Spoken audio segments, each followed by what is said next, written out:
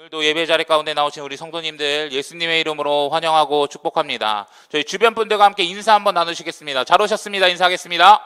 잘 오셨습니다. 잘 오셨습니다. 한 번만 더 인사하겠습니다. 오늘도 은혜 받는 시간 됩시다. 오늘도 은혜 받는 시간 됩시다.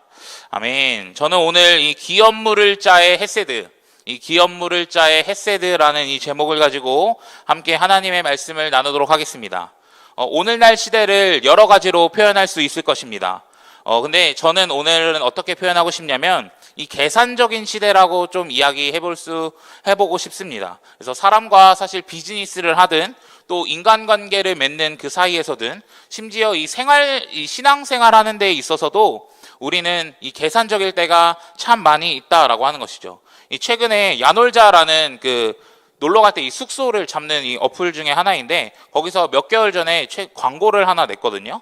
근데 이런 타이틀입니다. 뭐냐면 놀자 계산적으로라고 이야기하죠. 놀자 계산적으로. 그러니까 이 야놀자에서 이 해외로 가는 이제 항공권까지 티켓을 이제 끊을 수 있는 그런 시스템을 론칭한 것 같더라고요. 그러니 이제는 이 야놀자라는 이 어플을 통해서 비행기 값이든 그리고 호텔 숙소든 그리고 외국에서 이 환율의 계산이든 이 야놀자를 통해 다 할 수 있으니 이것을 통하여서 계산적으로 놀자, 돈을 아끼고 좀 합리적으로 여행하자라는 이 컨셉으로 놀자 계산적으로라는 표현을 통해 이 광고하는 것을 보게 되었습니다. 여러분, 계산적으로 산다 아니면 합리적으로 살아간다는 것은 여러분 나쁘다고 이야기할 수 있을까요? 나쁘다고 콕 집어서 이야기할 수는 없을 것 같습니다. 뭔가 자신에게 손해 없이 사는 것, 뭔가 내가 누릴 수 있는 것, 내가 취할 수 있는 것을 취하면서 살아가는 것, 그것 자체를 나쁘다고만 이야기할 수는 없을 것 같습니다. 하지만 그런 모습으로 살아가는 사람이 있는가 반면에 정반대로 살아가는 사람들도 분명히 있다는 것을 우리는 생각해 볼 수 있다라고 하는 것이죠. 속히 말해서 뭔가 좀 바보같이, 뭔가 조금 미련한 것 같이 살아가는 사람들이 있다는 것이죠. 제가 이 인터넷 기사를 또 하나 보고 한참 고민했던 그 기사들이 있었습니다. 어떤 이야기냐면 이 문재인 대통령 이 임기 시기에 청와대에서 초청 행사를 했다고 해요. 근데 할머니 한 분, 나이가 지극히 많으신 그 할머니 한 분이 초대되어서 오게 되었습니다. 근데 그 할머니는 어떤 분이냐면 김밥 장사로 평생 자기가 모은 돈을 이 전 재산을 기부하고 또 장애인을 위해서 봉사했던 할머니였습니다. 근데 그 할머니가 기부한 금액이 얼마냐면 6억 3천만 원입니다. 김밥 팔아서 6억 3천. 굉장하죠? 근데 이 할머니의 돈은 아마 쉽게 번 돈은 분명히 아니었을 거예요.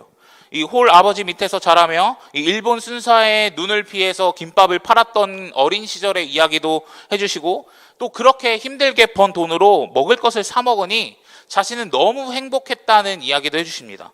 더 나아가서 내가 그렇게 먹을 수 있는 게 너무나 기쁘고 즐겁고 행복하니 남에게도 주고 싶었다라고 이야기를 하면서 돈이 없는 사람에게 이 돈을 주는 것이 뭔가 그 사람을 행복하게 해줄 수 있다는 이런 마음과 생각으로 그렇게 기부를 하게 되었다라고 하는 것이죠. 그러니까 제가 이걸 보면서 와, 프랜차이즈 회사도 아니고 김밥으로 6억을 버는 게 가능한가 이러면서 정말 장사를 잘하시나 보다 이런 생각을 하는 반면에 동시에 어떻게 이런 삶을 살아갈 수 있을까?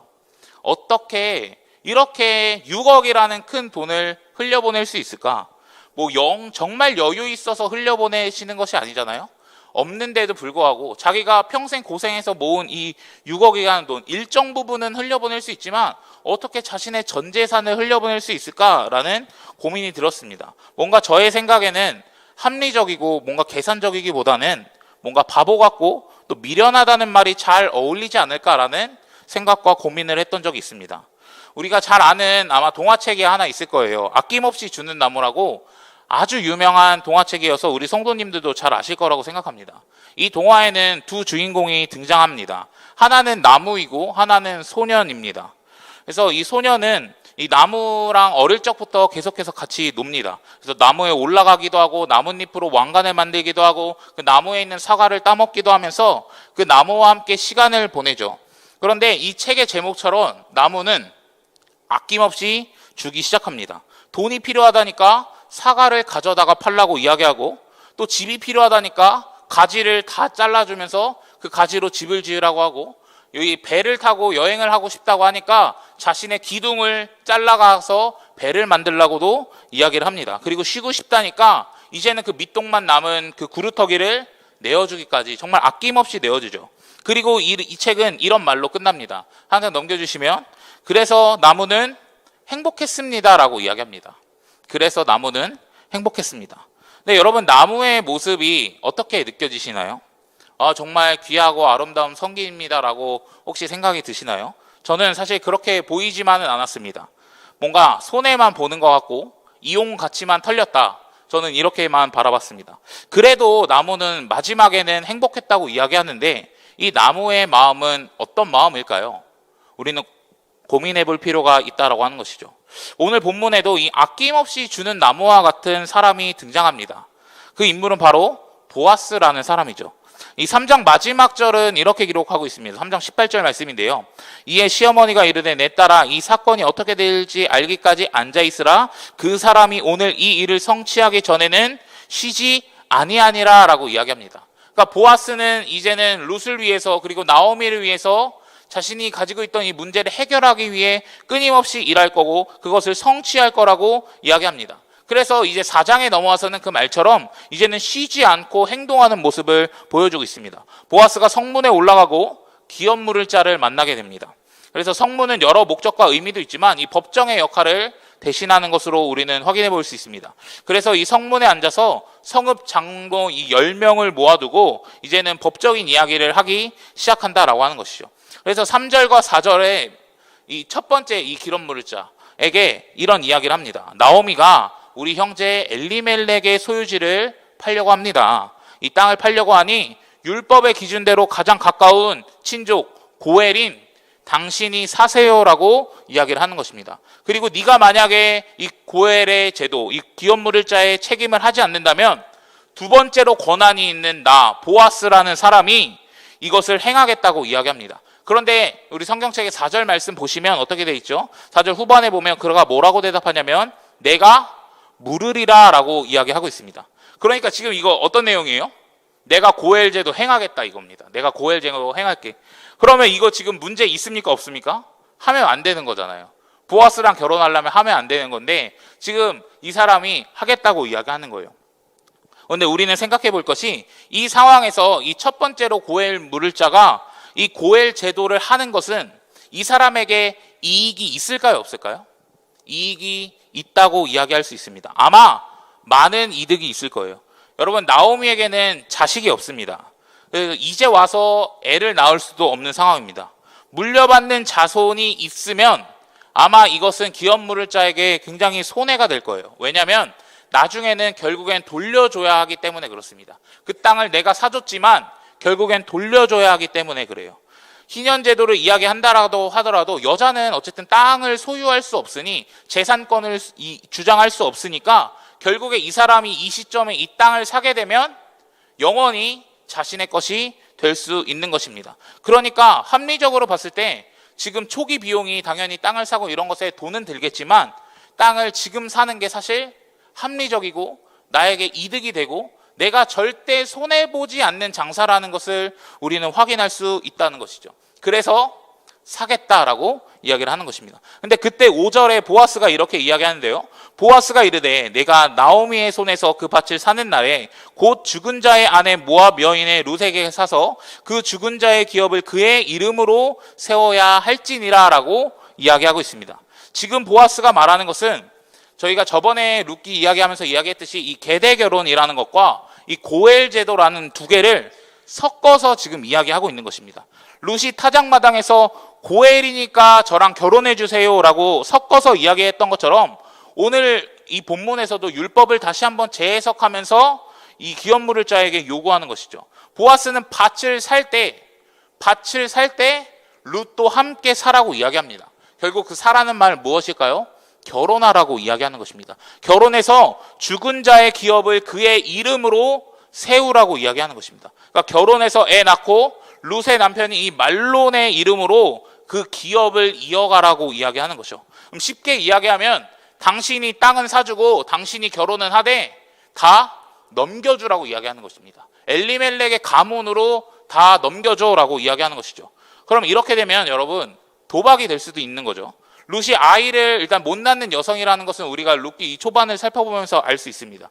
그런데 만약에 결혼해서 애라도 갖게 되면 이 자신이 투자한 모든 돈, 그리고 땅을 사고 받아들여야 하는 모든 비용이 사실 손해로만 남게 되는 것입니다. 왜냐하면 다 돌려줘야 하기 때문에 그렇습니다. 이 아이가 내 아들이지만 내 아들이 아니게 되는 것입니다. 이 땅은 내 돈 주고 산 땅이지만 내 땅이 되지 않는다는 거예요. 그러니까 나는 전적으로 손해입니다. 그러면 나는 돈만 쓰는 사람, 낭비하고 뭔가 손해만 보는 사람이 된다는 거예요. 그래서 그 사람이 뭐라고 대답하냐면 6절 말씀해 보시면 그 기업 물을 자가 이르되 나는 내 기업에 손해가 있을까 하여 나를 위하여 물으지 못하노니 내가 물을 것을 내가 물으라. 나는 물으지 못하겠다라고 이야기하는 것입니다. 그러니까 지금 이 사람은 어떤 선택을 하는 거죠? 나 안 합니다. 근데 왜 안 하는 거죠? 나에게 손해가 있기 때문에 안 합니다. 내가 피해를 보기 때문에 안 합니다. 나를 위하여 그리고 물으지 못한다고 하죠. 결국에 이 사람에게 중요한 것은 무엇일까요? 타인이 아니라 내 친족이 아니라 누가 더 중요했다는 걸까요? 내가 더 중요했습니다. 그리고 그렇게 햇세들을 베풀지 못하는 모습이죠. 그러니까 굉장히 계산적이고 합리적인 사람이라는 것을 우리는 생각해 볼 수 있습니다. 그리고 자신이 이 고엘의 의무를 하지 않겠다는 걸 확정짓기 위해서 신발을 벗어가지고 이웃에게까지 줍니다. 그러니까 어떤 의지죠? 나는 절대 하지 않을 거라는 것을 확실하게 보여주고 있는 거예요. 그러니 이제는 이 기업 물을 자의 권한이 누구에게 넘어가게 됩니까? 이 보아스라는 사람에게 넘어가는 것을 우리는 알 수 있습니다. 그리고 나서 이렇게 이야기하죠. 9절과 10절 말씀인데요. 보아스가 이야기하는 부분입니다. 저희 같이 한번 2절의 말씀 읽어보도록 하겠습니다. 시작. 보아스가 장로들과 모든 백성에게 이르되 내가 엘리멜렉과 기럨과 말론에게 있던 모든 것을 나오미의 손에서 산 이래 너희가 오늘 증인이 되었고 또 말론의 아내 모압 여인 룻을 사서 나의 아내로 맞이하고 그 죽은 자의 기업을 그의 이름으로 세워 그의 이름이 그의 형제 중과 그곳 성문에서 끊어지지 아니하게 하매 너희가 오늘 증인이 되었느니라 하니. 아멘.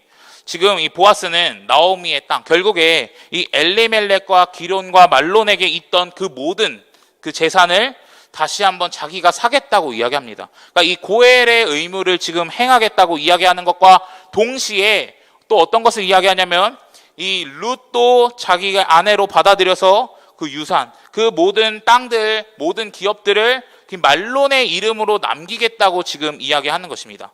그러니까 첫 번째 아까 기업 물을 자에게 있었던 손해와 조건은 보아스에게도 동일하게 손해와 어려움이 있는 조건이었습니다. 동일하게 적용됩니다. 보아스가 아무리 돈이 많고 아무리 능력이 많이 있다 할지라도 땅을 사고 그 모든 소유를 자신의 것이 아니라 남에게 물려준다는 것은 아마 굉장히 어렵고 힘들고 손해되는 일이에요. 사실상 굳이 하지 않아도 되는 일입니다.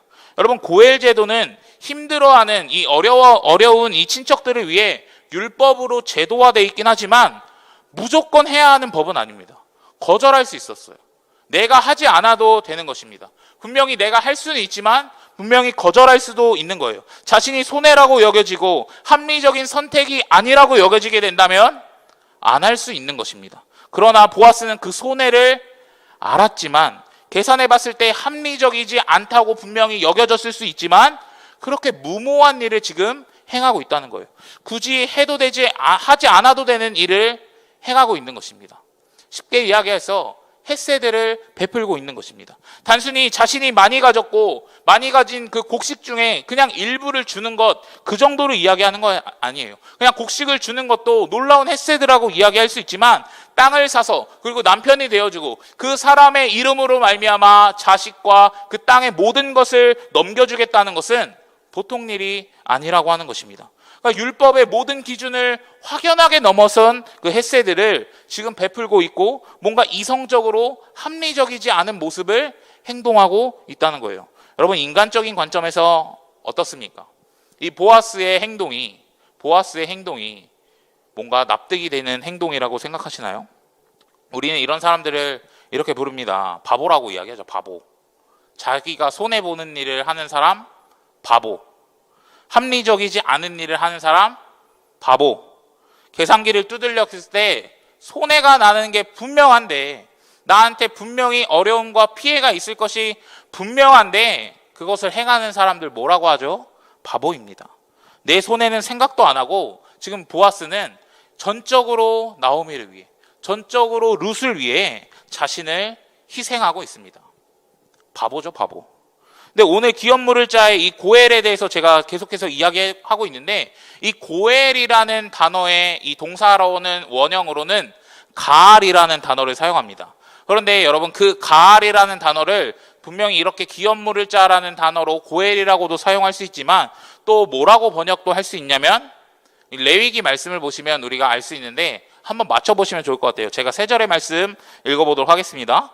만일 너와 함께 있는 거류민이나 동거인은 부유하게 되고 그와 함께 있는 내 형제는 가난하게 되므로 그가 너와 함께 있는 거류민이나 동거인 또는 거류민의 가족의 후손에게 팔리면 그가 팔린 후에 그에게는 속량받을 권리가 있나니 그의 형제 중에 하나가 그를 속량하거나 또는 그의 삼촌이나 그의 삼촌의 아들이 그를 속량하거나 그의 가족 중에 그의 살부치 중에서 그를 속량할 것이요 그가 부유하게 되면 스스로 속량하되 라고 기록하고 있습니다.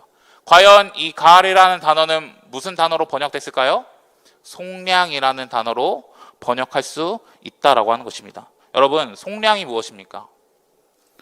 대가를 지불해서 이 재산이든 동물이든 이 노예를 다시 한번 되찾는 것, 또 그를 해방시켜주는 것을 이 속량이라고 이야기합니다. 그러니까 속량을 하기 위해서 기본적으로 뭐가 필요한 거죠? 대가를 지불해야 됩니다. 어느 정도 희생을 감수해야 됩니다. 뭔가 내가 손해보는 일적 돈을 내든 자원을 내든 어떤 손해보는 일이 있어야 한다라고 하는 것입니다. 오늘 이 첫 번째로 나왔던 이 기업물을 자는 이 속량할 수 있는 자격과 조건을 갖췄습니다. 하지만 속량하지 않았어요.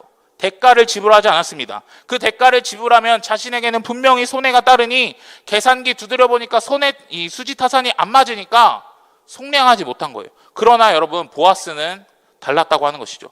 보아스도 똑같이 대가를 지불해야 하는 상황입니다. 그러나 망설임 없이 대가를 지불한다라고 하는 거예요. 그런 모습을 바라볼 수 있습니다. 결국 이것이 보아스를 위해, 자신을 위해 한 행동일까요? 타인을 위해 한 행동일까요? 우리는 전적으로 타인을 위한 행동이라는 것을 이해할 수 있습니다. 결국에 룻을 위한, 결국에 나오스를 위한 희생이었고, 이 바보 같은 행동이었고, 대가를 지불하는 모습이었다는 것이죠. 그러니까 우리가 뭔가 말로 다 할 수 없는 이 헤세드를 지금 보아스는 자신의 삶을 통해 보여주고 있다는 것입니다. 여러분, 제가 이 룻기 안에서 이 보아스는 하나님을 대신하는 존재고 그리고 예수 그리스도를 예표하는 존재라고 말씀드렸습니다.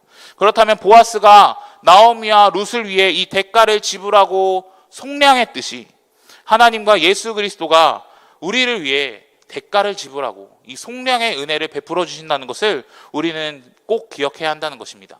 그 일을 어디서 행하실까요? 바로 십자가에서 그 일을 행하신다는 것입니다. 십자가에서 자신의 물과 피 생명을 내놓으시면서 그 대가를 지불하시면서 우리를 속량하십니다. 우리는 그 헤세드로 말미암아 구원받았다는 것을 기억하면서 살아야 돼요. 그런데 여러분, 그렇게 하는 것이 수지타산이 맞나요? 뭔가 계산기 두들겨 보니까 그게 조금 더 합리적인 모습 같나요? 그렇게 죄를 많이 범하고 그렇게 하나님을 떠나고 그렇게 하나님을 반역하는 우리를 살리는 게 이성적으로 합리적이고 계산기 두들겨 봤을 때 그게 맞는 행동인가요? 아니요. 저는 전적으로 하나님 입장에서는 손해라고 생각합니다. 자기 아들을 이 땅에 보내는 거 굉장히 손해라고 생각해요. 왜냐하면 우리는 하나님이 정말 자신을 위해 예수님이 이 십자가에서 죽으실 만큼 뭔가 선한 것이 하나도 없어요. 뭔가 잘난 것이 하나도 없어요. 구원받을 만한 자격이 하나도 없기 때문에 그렇습니다. 우리는 맨날 하나님을 자주 배신할 때가 너무나 많이 있잖아요. 하나님 사랑한다고 이야기하면서 이 예배당 문을 나가 하나님을 사랑하기는커녕 그와 반대되는 모습으로 살아갈 때가 너무나 많이 있지 않습니까? 나의 만족과 유익을 위해 살아갈 때가 너무나 많이 있지 않습니까? 그렇게 살아가는 우리의 모습을 바라보는데 어떻게 자기 아들을 이 희생의 대가로 지불할 수 있을까요? 말도 안 되는 일을 하나님께서는 하고 계셨다는 것이죠. 제가 하나님이었다면 이런 행동을 했을 겁니다. 심판했을 거예요. 심판, 차라리. 그게 합리적이라고 봅니다. 왜냐하면 싹 쓸어버리고 어차피 말도 안 듣고 여전히 배신하고 여전히 죄악에 속해서 살아가는 우리를 뭐하러 구원합니까? 뭐하러 그런 희생의 대가를 지불합니까? 차라리 홍수로 쓸어버리고 차라리 유황불을 떨어뜨려서 싹 다 정리하고 난 다음에 하나님이니까, 전능하신 분이니까 새로 시작해도 되잖아요. 그런데 하나님께서는 왜 비상식적이고 합리적이지 않는 선택을 하는 것일까요? 우리는 그 하나님의 마음을 깨달아야 합니다. 단 하나인 것 같습니다. 하나님과 예수님은 자신의 유익을 위해 십자가에 못 박힌 것이 아니라 저랑 여러분을 위해 속량하셨고, 그리고 전적으로 우리를 향한 그 하나님의 사랑과 그 마음을 가지고 있었기 때문에 그렇습니다. 분명히 신약 성경에 나타난 이 하나님의 마음, 예수 그리스도를 통해 우리에게 보여주신 그 하나님의 마음도 있지만, 저는 이 구약 성경을 통해 이 하나님의 마음을 한 번 더 좀 확인해 보았으면 좋겠습니다. 그래서 호세아서 말씀을 좀 보려고 하는데요. 호세아서는 이 음행하고 배신하며 살아가는 우리의 모습을 보여줍니다. 그래서 호세아서 10장까지는 사실 계속 돌아오라고, 회개하라고, 음행을 멈추고 바알 섬기는 거 멈추고 돌아오라고 이야기합니다. 안 그러면 회개가 있고 안 그러면 심판이 있을 거라고 계속해서 경고하시는 메시지가 선포돼요. 그런데 11장은 분위기가 살짝 바뀌게 됩니다. 11장 1절 말씀 한번 보여주시죠. 1절 말씀을 보여주시면 하나님께서 이 과거의 사건을 돌아보는 듯한 장면을 보여줍니다. 그러면서 이렇게 말씀하시죠. 내가 그를 사랑하여, 하나님께서는 이스라엘을 너무나 사랑하여서 지금 출애굽시켜줬다고 이야기합니다. 그러나 그들은 어떤 모습으로 이 뒷부절의 말씀에 쭉 이야기하냐면, 그들은 사랑으로 인도하시는 그 하나님을 떠나고 뭔가 바알을 섬기고 계속해서 죄를 범하는 모습, 음행하는 모습, 하나님을 배반하고 배신하는 그런 모습을 계속해서 보여주게 됩니다. 그러면서 우리는 이 출애굽을 지나 사사시대, 왕정시대의 그 수백 년의 기간 하나님을 떠나고 하나님을 멀리했던 우리의 모습, 이스라엘 백성의 모습을 보여주고 있어요. 그래서 7절 말씀에 이렇게 이야기합니다. 내 백성이 끝끝내 나를 배반하고 라고 이야기하죠. 내 백성이 끝끝내 나를 배반한다. 여러분, 끊임없이 기회를 주고 끊임없이 회개하라고 이야기하고 선지자를 보내면서까지 돌아오라고, 회개하라고, 바알 섬기지 말고 여호와를 섬기라고 이야기하는데, 지금 끝끝내 이스라엘은 그 마지막의 순간까지도 배신하고 바알을 섬기고 하나님을 떠나는 모습을 보여주고 있습니다. 저는 여기서 이 끝끝내라는 단어가 정말 하나님의 마음을 대변해주고 있는 것 같아요. 아, 정말 마지막까지 너는 나를 배신하는구나. 내가 그렇게 사랑을 베푸는데, 내가 그렇게 너 돌아오라고 이야기하는데 너는 끝끝내 그렇게 하는구나. 정말 하나님의 마음이 느껴지는 이 표현이라고 생각이 들어요. 근데 이 맥락이면 그 다음 절에 어떤 말이 나와야겠습니까? 아마 심판의 메시지가 사실 나오는 게 맞는 거 아니겠습니까? 뭔가 차라리 우리를 죽이겠다고 하는 메시지가 나오는 게 맞는 거 아니겠습니까? 그런데 호세아서 이 8절과 이 11장 8절과 9절의 말씀을 보면 전혀 다른 이야기가 나와요. 저희 두 절의 말씀인데요. 같이 한번 읽어보도록 하겠습니다. 시작. 에브라임아, 내가 어찌 너를 버리겠느냐? 이스라엘아, 내가 어찌 너를 원수의 손에 넘기겠느냐? 내가 어찌 너를 아드마처럼 버리며 내가 어찌 너를 스보임처럼 만들겠느냐? 너를 버리려고 하여도 나의 마음이 허락하지 않는구나. 너를 불쌍히 여기는 애정이 나의 속에서 불길처럼 강하게 치솟아 오르는구나. 아무리 화가 나도 화나는 대로 할 수 없구나. 아멘. 여러분, 지금 이 에브라임은 결국 이스라엘을 부르는 표현인데, 이스라엘을 못 버리고 지금 하나님은 이 원수의 손에도 못 넘기겠다고 이야기하는 거예요. 여기서 나오는 이 아드마와 스보임은 이 소돔과 고모라 때 같이 멸망했던, 그 유황불 같이 맞았던 데거든요. 근데 그런 도시들은 내가 심판하고 유황불도 떨어뜨리고 하나님의 공의와 정의대로 심판할 수 있겠는데, 내가 너한테는 못하겠다 이거예요. 내가 이스라엘 백성 너네에게는 그렇게 못했다고 이야기하는 것입니다. 너희를 버리고 심판을 내리는 것이 지금 마땅한데 내 마음이 지금 그렇지 않다는 거예요. 지금 하나님의 마음은 그런 마음이 아니라고 이야기하는 것입니다. 너네를 사랑하는 그 마음이 불길처럼 타오른다고 이야기하는 것입니다. 결국에 지금 여기서 이 하나님의 마음이 무엇입니까? 심판하지 않고 그럼에도 불구하고 살려가시는 그 이유가 무엇입니까? 여전히 그 하나님의 마음에 우리를 사랑하는 그 마음이 있기 때문에 그렇습니다. 여전히 미워요. 여전히 죄악되고 여전히 음행하고 여전히 범죄하는, 그리고 하나님을 날마다 배신하는, 그리고 끝끝내까지 배신하는 그 우리를 여전히 사랑하신다는 거예요. 미워 죽겠죠. 죄를 너무나 많이 범하고 하나님을 떠나니까 미워 죽겠습니다. 그런데도 불구하고 너무나 사랑해서 그렇게 못하겠다는 거예요. 지금 우리는 이 하나님의 놀라운 사랑을 다시 한번 생각해 볼 수 있을 것 같습니다. 그래서 그분이 하신 방법이 무엇입니까? 자기 아들을 이 땅에 보내서 십자가에서 죽게 하시는 그 방법을 사용한 거예요. 그냥 그 사람들을 심판해도 되지만, 그 백성들을 홍수로 쓸어버려도 되지만, 그런 방법을 취하시는 것이 아니라 자신의 하나밖에 없는 유일하신 그 독생자를 이 땅에 보내셔서 십자가에 매달려 그 희생과 그 대가를 치르고 우리를 속량하겠다고 하는 거예요. 하나님 입장에선 굉장히 손해보는 일이죠. 하나님 입장에선 굉장히 바보 같은 일입니다. 그런데 그런 은혜로 말미암아, 그 십자가의 사랑으로 말미암아 우리는 어떤 은혜를 누리게 되는 것입니까? 골로새서 1장 14절 말씀인데요, 같이 믿음으로 한번 선포했으면 좋겠습니다. 시작.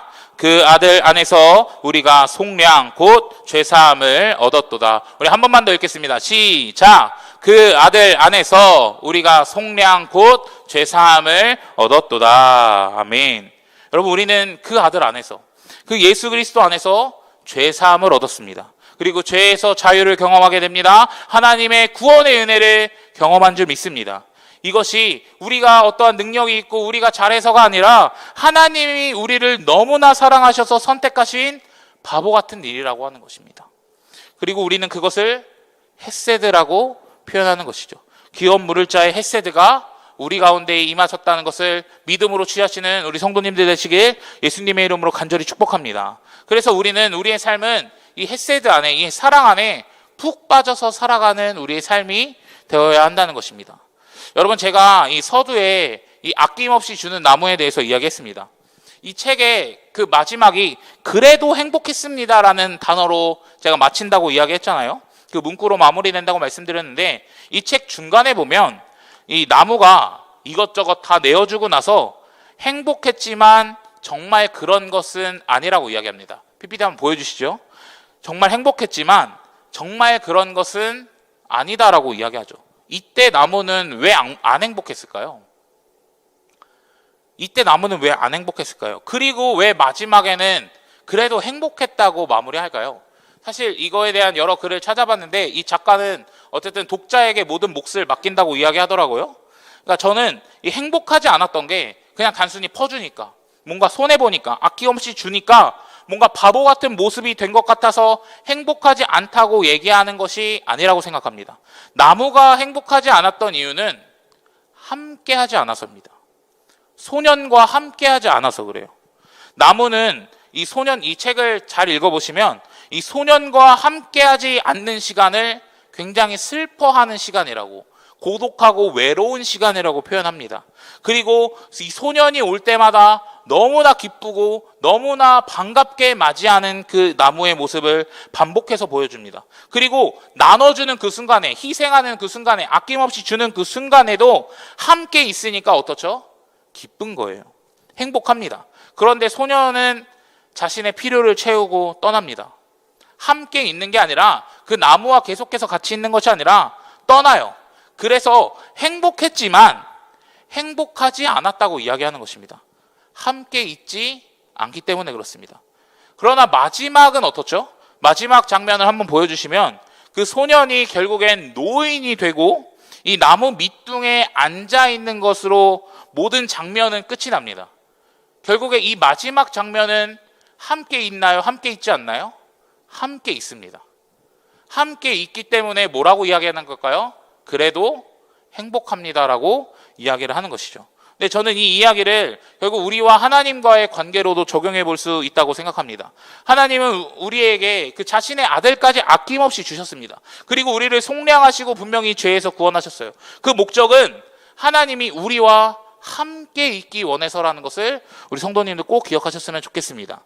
그래서 하나님은 행복하고 예수님은 행복할까? 우리는 이런 질문을 지금 우리의 삶을 비춰보면서 생각해 볼 수 있어야 합니다. 근데 저는 우리가 분명히 구원받았지만 우리의 모습을 통해 하나님이 행복하게 하실 수도 있고 안 행복하실 수도 있다고 생각합니다. 그 구원의 은혜에 감격해서 그분의 사랑과 그분 안에 머물러 그분과 함께 살아가면 분명히 하나님은 행복하시고 예수님은 행복하시겠지만, 여전히 우리가 그 구원의 은혜를 누렸지만 예수님을 떠나 있고 하나님을 떠나 있다면 행복해하지 않을 수도 있다는 생각도 해봅니다. 그러면 여러분, 우리가 어떻게 하면 하나님과 함께 있을 수 있을까요? 어떻게 하면 하나님과 평생을 함께하는 그런 삶의 모습으로 나아갈 수 있을까요? 그리고 하나님의 이 아낌없는 희생, 그리고 이 바보 같은 선택이 후회가 되지 않게 하려면 우리는 어떻게 해야 할까요? 방법은 단 하나죠. 하나님과 함께 있는 것입니다. 근데 어떻게 함께 있느냐? 그것도 정말 중요한 것 같습니다.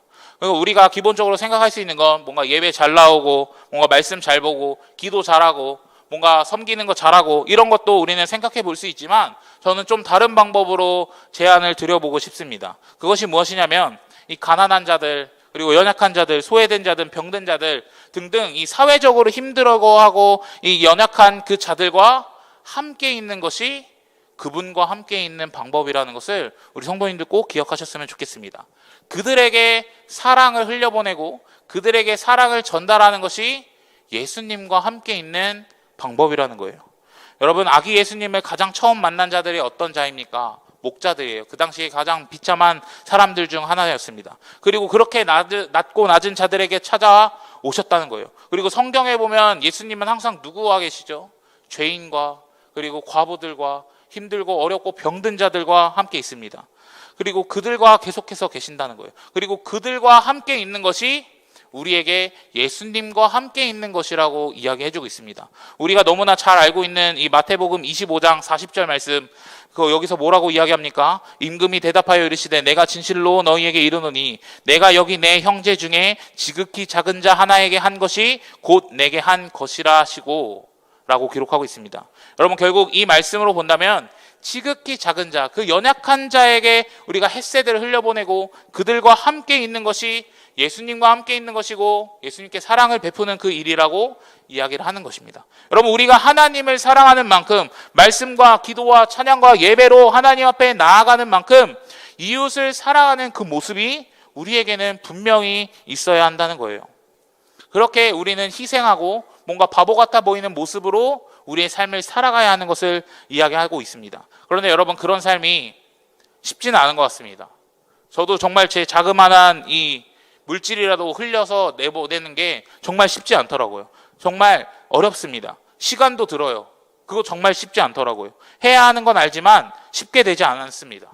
우리의 인식 속에 뭔가 주일에 주일 성수하고 봉사하고 뭔가 교회에 나와서 예배하고 이런 거는 너무나 중요한 거라고, 절대 빠지면 안 되는 거라고 우리는 인식하고 있지만, 이웃 사랑에 대해서, 뭔가 연약한 자를 섬기는 것에 대해서 어떻죠? 그렇게 빈도 있는 중요성을 두고 있지 않을 때가 있는 것 같습니다. 그러나 여러분, 예수님은 그 연약한 자들과 함께 계시고 그리고 그들을 위해 이 땅에 오셨다는 것을 우리는 다시 한번 기억해야 할 필요가 있습니다. 그러니 조금은 인식을 바꿔보았으면 좋겠습니다. 그들과 함께 있는 것이, 그들에게 사랑을 베푸는 것이 예수님과 함께 있는 것이구나 라는 그 마음, 그 햇새들을 흘려보내는 것이 정말 하나님이 기뻐하시는 모습이구나 라는 그런 인식이 우리 안에 있기를 간절히 소원합니다. 그리고 그분은 우리와 함께 하신다고, 우리가 함께 하자고 말씀하시는 부분입니다. 그래서 요즘에 잘 모르시는 찬양이겠지만 이런 찬양의 가사가 있습니다. 찬양 한번 보여주시죠. 이 위러브라는 찬양팀의 이 노래인데 뭐라고 이야기하냐면, 우리의 섬김이 더 낮은 곳으로, 우리의 고백이 더 낮은 곳으로, 쓰러져 있는 그들을 향해 당신이 그랬듯 더 낮은 곳으로. 그러면서 뭐라고 이야기하냐면 낮은 곳으로 우리를 초대하신다고 말씀하십니다. 낮은 곳에서 함께 하자고 말씀하십니다. 그리고 우리는 그 길을 따라 걸어가야 하는 사람이라고 우리에게 명확하게 이야기해주고 있다는 것입니다. 사랑하는 성도님들, 이번 겨울 또 이 지금 대림절의 기간, 이 성탄의 기간을 준비하고 있는 이 시점에 여러분, 낮은 곳으로 나아갈 수 있는 우리 성도님들이 되길 예수님의 이름으로 간절히 부탁드립니다. 바보 같은 선택을 한번 해보시는 우리 성도님들 되셨으면 좋겠습니다. 손해보는 그 결정, 뭔가 내 물질이 나가고 내 시간이 나가는 그 결정 한번 해보시는 우리 성도님들 되셨으면 좋겠습니다. 제가 그 김밥 할머니처럼 여러분 전 재산 6억 기부하라는 거 절대 아닙니다. 근데 여러분들의 그 마음에 감동된 그만큼, 여러분들이 하나님의 그 마음이 주어졌다면, 그리고 그들에게 정말 그들과 예수님이 함께 계시다는 걸 인식하셨다면 조금은 손해보더라도 흘려보낼 수 있는, 내 물질을 조금 더 내려놓을 수 있는 우리 성도님들이 되셨으면 좋겠습니다. 사랑하는 성도님들, 이 보아스는 이 나오미와 룻을 위해 자신의 손해를 감수하고 이 기업물을 자의 역할을 감당했습니다. 자신의 이익이 아니라 전적으로 타인을 위해 했던 행동이라는 거예요. 하나님께서는 어떻습니까? 아들 예수 그리스도를 이 땅에 보내시고 십자가에서 죽으심으로 말미암아 우리를 죄에서 속량하셨습니다. 누구를 위한 것입니까? 타인을 위한 것입니다. 우리를 너무나 사랑해서 말이죠. 그렇다면 여러분, 이제는 누구 차례입니까? 여러분, 이제는 누구 차례입니까? 우리의 차례인 줄 믿습니다. 그래서 우리가 이 예수님의 그 사랑으로 이웃에게 나아갈 수 있는 우리 시흥제일교회가 되길 간절히 소망합니다. 그래서 룻기를 통해서 사실 전체적으로 주는 메시지는 무엇이냐면 햇세대를 베푸는 삶을 이야기하고 있거든요. 계속해서 등장인물들이 서로에게 햇세대를 베풀잖아요. 그게 우리의 삶의 태도가 돼야 되고 행동의 중심이 돼야 되고 교회의 모습이 돼야 된다는 것을 룻기는 이야기하고 있습니다. 결국엔 낮은 곳으로 섬기며 사랑하며 살아가는 것을 이야기하죠. 그래서 여러분, 우리가 정말 그 기업물을 자의 은혜를 경험했지 않습니까? 예수님의 은혜를 경험했지 않습니까? 그러면 이제는 그 은혜로 구원받았다면 그 사랑과 은혜를 기억하시고 이제는 연약한 자들과 함께 할 수 있는 우리가 되기를 간절히 소망합니다. 하나님처럼 바보처럼 행동할 수 있는, 손해보는 행동도 기꺼이 감수할 수 있는 우리의 믿음이 있기를 간절히 소망합니다. 그러면서 하나님과 평생을 동행하며 살아가는, 그분과 평생을 동행하며 그 기업물을 자의 은혜를 매일매일 누리며 살아갈 수 있는 우리 성도님들이 되시기를 예수님의 이름으로 간절히 축복합니다. 우리 찬양하고 기도하도록 하겠습니다.